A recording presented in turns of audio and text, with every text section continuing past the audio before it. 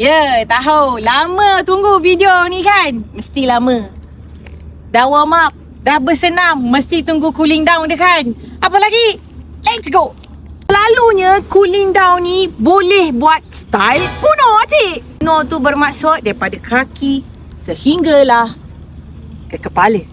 Yang pertama, split leg stretch. Acik buka kaki, terus ke depan 1, 2, 3, 30. Kuno seterusnya 1, 2, 3, 30. Jangan lupa tukar kaki. Dari belakang, bawa pergi depan. 1, 2, 3, 30. Kita pergi ke upper body. 1, 2, 3, 30. Jangan lupa tukar tangan. Next. 1, 2, 3, 30. Daripada sini, kepala pula.